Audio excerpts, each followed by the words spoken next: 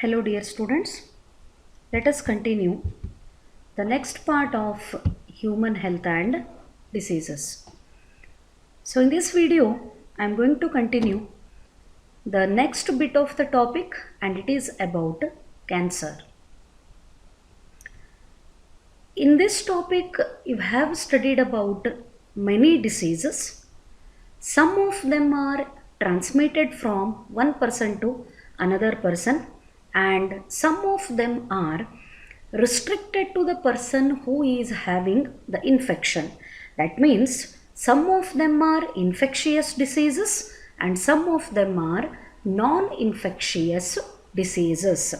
In this category, the cancer belongs to non-infectious disease because the cancer is not transmitted from infected person to healthy person, therefore it is belonging to the group of non-infectious disease.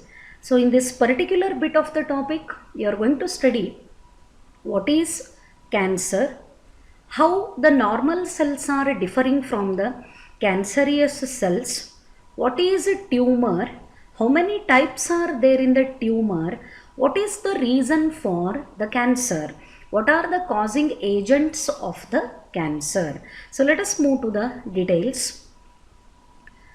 Cancer is uncontrolled cell division leading to the formation of a mass of cells called tumor. Therefore, the cancer is characterized by the formation of tumor. Tumor ಅಂತಂದ್ರೆ ಗಡ್ಡೆಗಳು. In the cancer, the normal body cells, they become cancerous and they start dividing dividing and that division is completely uncontrolled. Of course, body cells are undergoing repeated divisions which is necessary for growth and development. But cancer cell ಯಾವುದಿರ್ತದ ಅದರದು cell division ಹೆಂಗದ? The cell division is uncontrolled ಅಂದ್ರೆ limitless ಆಗಿ ಅದು divide ಆಕ್ಕೋತಾನೆ ಹೋಗ್ತದೆ. And important thing is that divided cells do not undergo differentiation. ಹೊಸದಾಗಿ produce ಆದಂತಹ cells ಬೇರೆ ಬಾಡಿ ಸೆಲ್ಗಳಾಗಿ ಡಿಫ್ರೆನ್ಷಿಯೇಟ್ ಆಗಬೇಕು, ಅಂದರೆ ಮಾಡಿಫೈ ಆಗಬೇಕು. But those cells remain undifferentiated. As a result they gives rise to the formation of mass of the cells called tumor. Therefore, in cancer ಏನು ಆಗ್ತದೆ? ಒಂದು uncontrolled cell division will be there in the body. As a result, the mass of the cells is produced which is called tumor. These are the two important characters with respect to cancer. Cancer is the uncontrolled cell division leading to the formation of a mass of the cells called as tumor. This is the definition of cancer. The important point with respect to the cancer that you need to remember is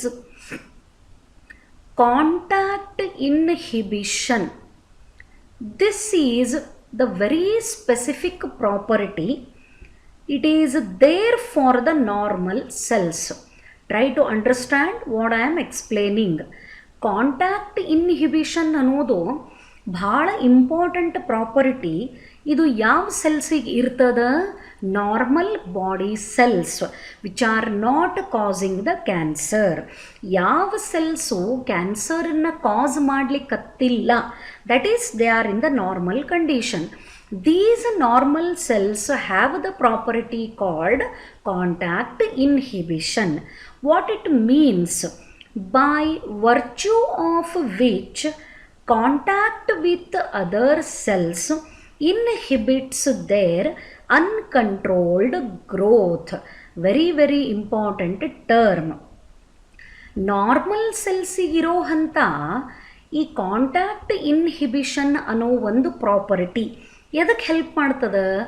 normal cells ಮತ್ತೊಂದು ಯಾವುದರ ಸೆಲ್ಲಿಗೆ attach ಆಯಿತು ಅಂದರೆ touch ಆಯಿತು, contact ಮಾಡ್ತು ಅಂತಂದ್ರೆ ಆ ಬೇರೆ cell uncontrol ಆಗಿ ಡಿವೈಡ್ ಆಗದೇ ಇರೋ ಥರ ಪ್ರಿವೆಂಟ್ ಮಾಡ್ತದೆ.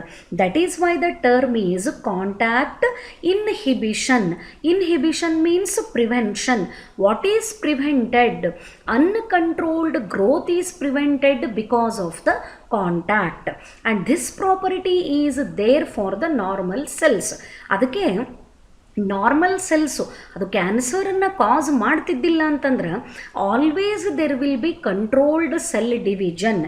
ಯಾವಾಗ ನಾರ್ಮಲ್ ಸೆಲ್ ಇದ್ದದ್ದು ಕ್ಯಾನ್ಸರ್ ಸೆಲ್ಲಾಗಿ ಕನ್ವರ್ಟ್ ಆಗ್ತದೆ, the cell division becomes uncontrolled and it gives rise to the formation of mass of the cells called tumor. What kind of the property is there for the normal cells? Normal cells are having the property called contact inhibition, which prevent or inhibits uncontrolled growth of other cells when it comes in contact. ಎರಡು normal ಸೆಲ್ಗಳು ಒಂದಕ್ಕೊಂದಕ್ಕೆ touch ಆದಾಗ ಅಥವಾ contact ಒಳಗೆ ಬಂದಾಗ ಅದರದ್ದು uncontrolled growth inhibit ಆಗ್ತದೆ. ಈ property ಯಾವ cell ಸಿಗದ? Do not forget this one, don't forget, remember, normal cells have the property of contact inhibition.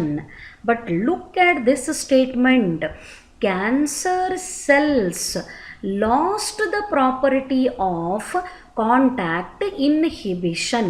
ಅಂದರೆ ಕ್ಯಾನ್ಸರ್ ಸೆಲ್ಗಳಿಗೆ ಕಾಂಟ್ಯಾಕ್ಟ್ ಇನ್ಹಿಬಿಷನ್ ಅನ್ನೋ ಪ್ರಾಪರ್ಟಿ ಇರುವುದಿಲ್ಲ, ಅದು ಲಾಸ್ ಆಗಿ ಹೋಗಿರ್ತದೆ. As a result cancerous cells continue to divide, giving rise to mass of the cells called tumor. Hope this is clear for you.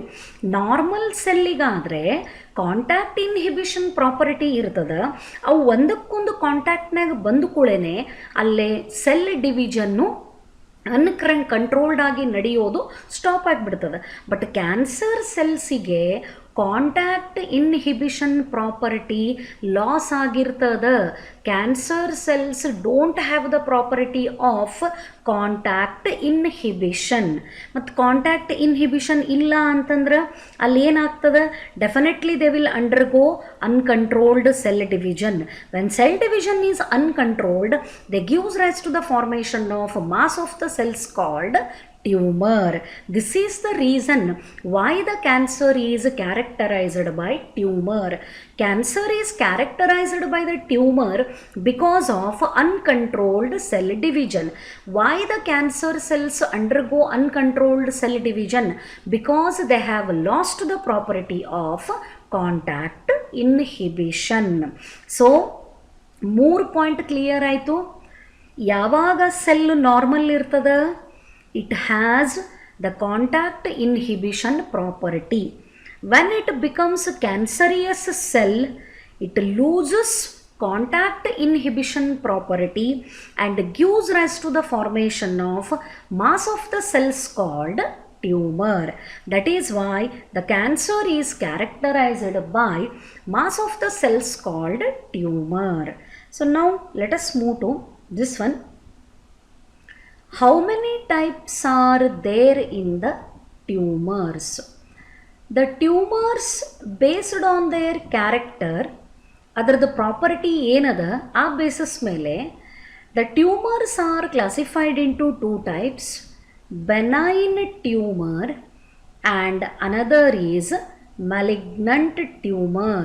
This you have to remember. Usually write the differences between ಅಥವಾ distinguish between benign tumor and malignant tumor ಅಂತ ಕೇಳ್ತಾರ. Types of tumor. How many types are there in the tumor? There are 2 types. One is benign tumor and another is malignant tumor. So benign tumor ಏನು ಮಾಡ್ತದ ಅಥವಾ what is its character? The benign tumors are confined to the place of its origin. ಅಂದರೆ body ಒಳಗೆ ಯಾವ ಭಾಗದೊಳಗೆ originate ಆಗಿರ್ತಾವ, where they are exactly formed or where they are actually formed in the body. Body ಒಳಗೆ ಯಾವ ಕಡೆಗೆ ಈ ಟ್ಯೂಮರ್ಗಳು ಫಾರ್ಮೇಷನ್ ಆಗಿರ್ತಾವ, they remain in that place, ಆ ಭಾಗದೊಳಗೆ ಮಾತ್ರ ಇರ್ತಾವ. ಅದರ್ ಬಾಡಿ ಪಾರ್ಟ್ಸಿಗೆ ದೆ ಡು ನಾಟ್ ಸ್ಪ್ರೆಡ್, ಒಂದು ಜಾಗದಿಂದ ಮತ್ತೊಂದು ಜಾಗಕ್ಕೆ ಹೋಗುವುದಿಲ್ಲ. The same thing here I have tried to show. Cells are not cancerous and won't spread. Very important. Benign ಟ್ಯೂಮರನ್ನು ಆ್ಯಕ್ಚುಲಿ ರಿಯಲ್ ಕ್ಯಾನ್ಸರಿಯಸ್ ಟ್ಯೂಮರ್ ಅಂತ ಕರೆಯುವುದಿಲ್ಲ. ಯಾಕಂದ್ರೆ this is confined to its place of origin. ಯಾವ ಭಾಗದೊಳಗದು originate ಆಗಿರ್ತದ ಅದೇ ಭಾಗಕ್ಕೆ restricted ಇರ್ತದೆ, ಅದು ಬೇರೆ ಕಡೆಗೆ ಸ್ಪ್ರೆಡ್ ಆಗಂಗಿಲ್ಲ. And very important, they do not spread to other body parts. ದೇಹದ ಬೇರೆ ಬೇರೆ ಭಾಗಗಳಿಗೆ ಅದು ಸ್ಪ್ರೆಡ್ ಆಗಂಗಿಲ್ಲ, ಅದೇ ಭಾಗದೊಳಗೆ ಉಳ್ಕೋತದ. ಆ್ಯಂಡ್ ಕಾಸ್ ಲಿಟಲ್ ಡ್ಯಾಮೇಜ್, ಅಂಥ ದೊಡ್ಡ ಪ್ರಮಾಣದೊಳಗೇನು ಡ್ಯಾಮೇಜನ್ನು ಕಾಸ್ ಮಾಡಲ್ಲ. ಈ ಥರದ ಕ್ಯಾನ್ಸರ್ ಟ್ಯೂಮರಿಗೆ ಏನಂತ ಕರೀತಾರೆ? ಬೆನೈನ್ ಟ್ಯೂಮರ್ ಅಂತ ಕರೀತಾರೆ. Benign tumours are confined to the place of origin, they do not spread to other parts and they cause little damage. The tumor, if it is having all these properties, it is nothing but benign tumor. In a malignant tumor, this is actual cancerous dangerous tumor. Cancerous tumour ನಿಜವಾಗ್ಲೂ ಭಾಳ dangerous ಇರೋದು ಯಾವುದು ಅಂತಂದ್ರೆ ಮ್ಯಾಲಿಗ್ನಂಟ್ tumour. ಇಲ್ಲಿ ನಾವು benign tumour ಒಳಗೆ ಏನು ಕ್ಯಾರೆಕ್ಟರ್ಸನ್ನು ಸ್ಟಡಿ ಮಾಡ್ತೀವಿ, exact opposite characters are there for the malignant tumours. ಅಂದರೆ malignant tumours they show the spreading. Benign tumour ಏನು ಮಾಡಲಿಲ್ಲ, it do not spread to other parts, but the malignant tumor cells, they reach other body parts through the blood and they form new tumor.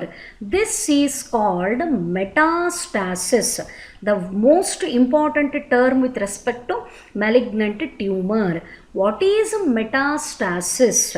The spreading of malignant tumor cells ಅಥವಾ cells of the malignant tumor, they reach other sites through the blood where they form new tumor.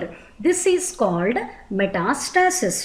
malignant tumor ಒಳಗಿನ cells escape ಆಗಿ body ಒಳಗೆ ಬೇರೆ ಬೇರೆ ಪಾರ್ಟ್ಗಳನ್ನು reach ಆಗ್ತವೆ. And ಎಲ್ಲೆಲ್ಲಿ reach ಆಗ್ತವೆ ಅಲ್ಲೆಲ್ಲ ಹೊಸದಾಗಿ ಟ್ಯೂಮರ್ಗಳನ್ನು ಪ್ರೊಡ್ಯೂಸ್ ಮಾಡ್ತವೆ. ಈ ಸ್ಪ್ರೆಡಿಂಗ್ ಮೆಕ್ಯಾನಿಸಮ್ಮಿಗೆ ಏನಂತ ಕರೀತಾರೆ? This is called metastasis. Then another terms are here. Mass of proliferating cells ಅಂದರೆ ಡಿವೈಡ್ ಆಗ್ತಿರೋ ಅಂಥ cells. These cells are specifically called neoplastic or tumor cells. Neoplasia, neoplastic. The cells formed as a result of uncontrolled cell division. That is neoplastic tumor cells that grow rapidly. ಸಿಕ್ಕಾಪಟ್ಟೆ ಫಾಸ್ಟಾಗಿ grow ಆಗ್ತವ. Invade and damage the surrounding normal tissue. ಇಲ್ಲೇ benign tumour ಒಳಗೆ ಅಂಥಪರಿ ಏನು surrounding ಟಿಶ್ಯೂಗೆ damage ಆಗಿರೋದಿಲ್ಲ, not in that extent. But in malignant tumour the surrounding tissues are maximum damaged because always the cells of malignant tumor, they show the rapid growth. ಬಹಳಷ್ಟು ಫಾಸ್ಟಾಗಿ ಬೆಳೀತಿರ್ತಾವೆ and ಸುತ್ತಮುತ್ತಲೇ ಇರೋವಂಥ ಟಿಶ್ಯೂನ ಬಹಳಷ್ಟು damage ಮಾಡ್ತಾವೆ. This is one character of malignant tumour. Then due to active division and growth, they starve normal cells by competing for nutrients. ಏನಿದ್ರ ಅರ್ಥ? Malignant tumour ಒಳಗಿನ cells ಬಹಳಷ್ಟು ಫಾಸ್ಟಾಗಿ ಗ್ರೋತ್ ಆಗೋದ್ರಿಂದ ನಾರ್ಮಲ್ ಸೆಲ್ಸಿಗೆ ನ್ಯೂಟ್ರಿಯೆಂಟು ಸಿಗದೇ ಇರೋ ಥರ ಎಲ್ಲ ನ್ಯೂಟ್ರಿಯೆಂಟನ್ನು ತಾವೇ ಅಬ್ಸಾರ್ಬ್ ಮಾಡ್ತಾವೆ. That means normal cells will be deficit of nutrients. Normal cells are not allowed to get the sufficient nutrients because all the nutrients are absorbed by the cancerous cells as they are undergoing the rapid and active division. ಇದರ ಜೊತೆಗೆ the malignant tumor cells through the blood they reach other body parts and gives rise to the formation of new tumor. This is called metastasis. Growth will be very rapid. They cause damage to the surrounding normal tissue. Due to active growth, they compete with the normal cells for the purpose of nutrients. They spread to other parts of the body through the blood, and in the new parts also they form the new tumor. This is called metastasis. Therefore, real cancerous tumor ಅಂತ ತಗೊಂಡಾಗ ಅದು ಯಾವುದಿರ್ತದ, malignant tumour ಇರ್ತದ. Here also you can see the term cells are cancerous and spread to other tissues and organs. ಎಲ್ಲೋ ಒಂದು ಕಡೆಗೆ ಆದಂಥ malignant tumour ಅದರದ್ದು ಸೆಲ್ಸು ಇಡೀ ಬಾಡಿ ಪಾರ್ಟ್ಗಳಿಗೆ ಎಲ್ಲ ಕಡೆಗೂ ಸ್ಪ್ರೆಡ್ ಆಗ್ತವೆ. And wherever they reach they are able to form new tumours. This is called metastasis. So ಒಂದೇ ಕಡೆಗೆ ಟ್ಯೂಮರ್ ಕನ್ಫೈನ್ಡ್ ಇದ್ದರೆ ಅದು ಬೆನೈನ್. ಬಾಡಿ ತುಂಬ ಎಲ್ಲ ಕಡೆಗೂ ಸ್ಪ್ರೆಡ್ ಆಗಿದ್ದರೆ it is malignant tumour and they are real cancerous tumors. So this is about the benign tumor and malignant tumor. Then moving to the next one, cancer andre gortaitu.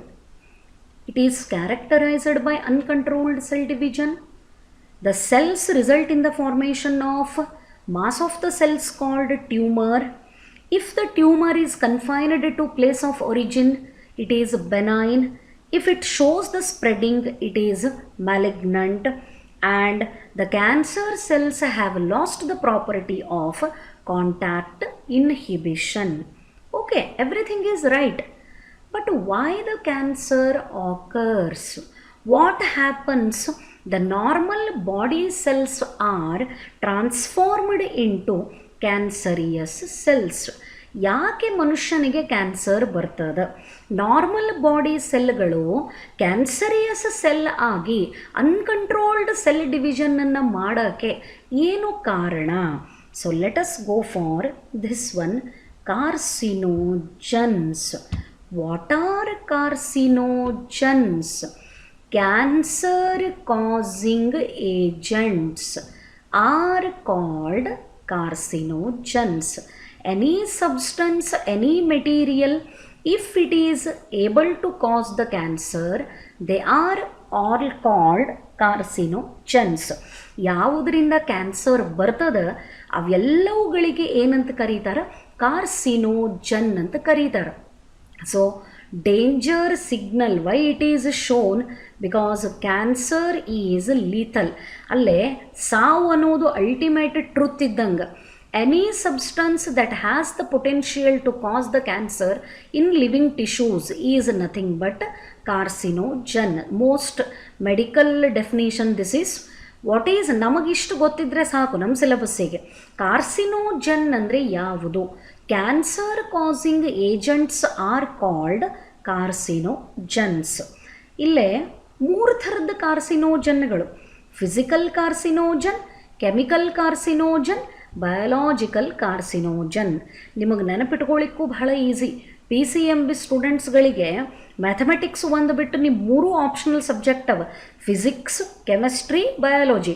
Physical, chemical, biological carcinogen. Physical carcinogen ಅಂತಂದರೆ ಯಾವು? The examples are radiations like X-rays, gamma rays, and non-ionizing radiations like UV rays. X-rays are the physical carcinogens, gamma rays are the physical carcinogens, ultraviolet rays are also considered as physical carcinogen. Like that, the chemical carcinogens include tobacco smoke, which is a major cause of lung cancer, vinyl chloride, caffeine, nicotine, mustard gas. All these are examples for chemical carcinogens. Then biological carcinogens, oncogenic viruses, cellular oncogenes or the proto-oncogenes. When they become the cellular oncogenes in a normal cell is activated, the cells become oncogenic. About this one, I am going to explain in the next video, that is about oncogenic virus, proto-oncogenes, oncogenes andre enu. About this one in detail, I am going to explain in the next video. Carcinogens ante yavudukku karitare. Cancer causing agent is called carcinogen. It may be physical carcinogen, it may be chemical, or it may be biological. When the human body is exposed to these kind of carcinogens, ಯಾವಾಗ ಮನುಷ್ಯನ body ಈ ಕಾರ್ಸಿನೋಜನ್ಗಳಿಗೆ expose ಆಗ್ತದೆ, normal cells are converted into cancerous cells leading to the development of cancer. So try to concentrate on the explained part, and in the next video I am going to explain what are oncogenic viruses, what are proto-oncogenes, what happens when they are converted into oncogenes. About this part I am going to explain in the next part. Hope this is clear for you.